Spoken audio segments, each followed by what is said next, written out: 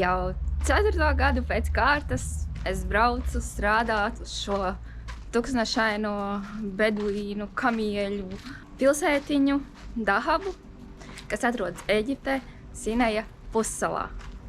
Dahaba ir viena no tām vietām pasaulē, kas mani ir nenormāli iedvesmojusi visām radošajām izpausmēm. Un šeit dzīvot, teiksim, tā nav viegli. Vietējie beduīni dzīvo šādi. Turisti, protams, dzīvo lepnāk.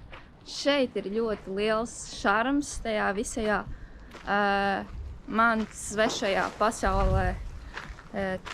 Te ir tikai tuksnesis, dažas palmas, un cilvēki šeit dzīvo daudz savādāk, daudz vienkāršāk. Te ir cita veida kultūra, jo šeit ir musulmaņu kultūra. Un šeit ir normāli, ja tev pagalmā ir kamielis, kazas. Sievietes šeit staigā viscaur melnā, aizsardzot sejas. Un tieši tā savādākā būšana šeit ir tā, kas iedod to citu izpratni par citu pasauli. Un man gribas gleznot tās gleznas, kuras es gleznoju, kamieļus, arābu princeses un beduīnu meitenes ar melnām acīm.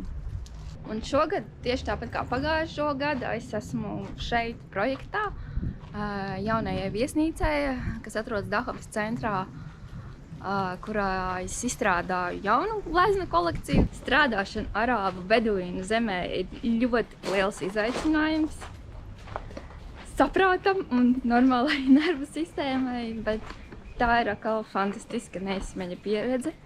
Un to nekad nevarēs dabūt nekur. Ne Eiropā, ne Latvijā.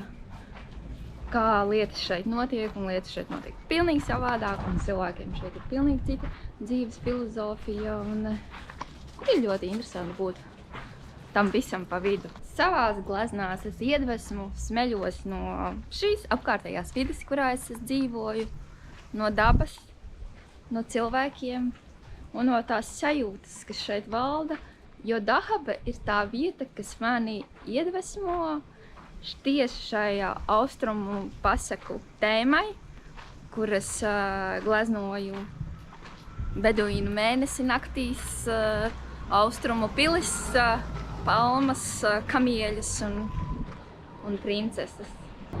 Lai arī sadzīviskie apstākļi šeit ir dažreiz ļoti skarbi, jo es arī ļoti daudz šeit slimoju ar visādiem vietējiem Dahabas vīrusiem.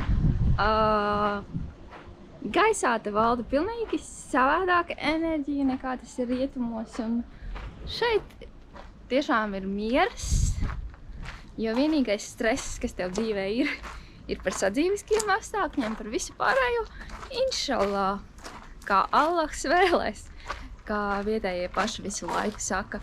Un jā, tas iedod tādu nervu sistēmai ļoti lielu atslodzi.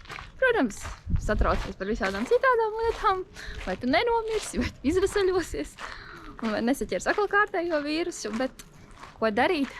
Tādi mēs esam vāji baltie cilvēki. Es esmu nenormāli pateicīga par šo iespēju, kas man ir bijusi, par dzīvošanu šeit, par strādāšanu šeit, un kad es varu gleznot tās tēmas, kas man interesē tieši tajā vietā, kas man iedvesmo un to visu attīstīt tālāk, un ka mani novērtē, un ka man ir tā iespēja šeit atbraukt.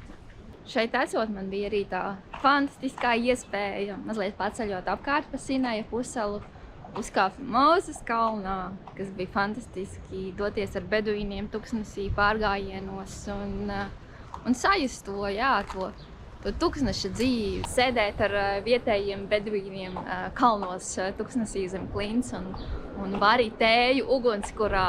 Tā ir fantastiska pieredze. Un tā ir tā viesnīca, kurā es strādāju, un kurā tagad dzīvo daudzas manas gleznas, apgleznotās mēbeles, galdiņi, skapji. Ātri parādīšu, kā te izskatās iekšā.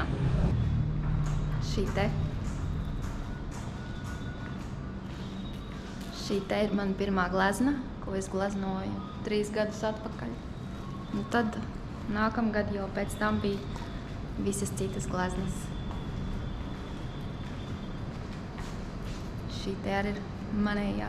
Principā visas šādi gleznas, tad pārējās gleznas ir numuriņos un stiprs vējš Daugavā vienmēr ir. Un te ir baseins un atpūtas zona. Un tur tālāk ir jūra. Un Daugavā vienmēr pūš. Nu, tā kā Daugava tā ir vēja zeme un paldies vējam, jo bez vēja te būtu grūti. Plus 40 grādi, plus 50 vasarā. Bet ar vēju var dzīvot.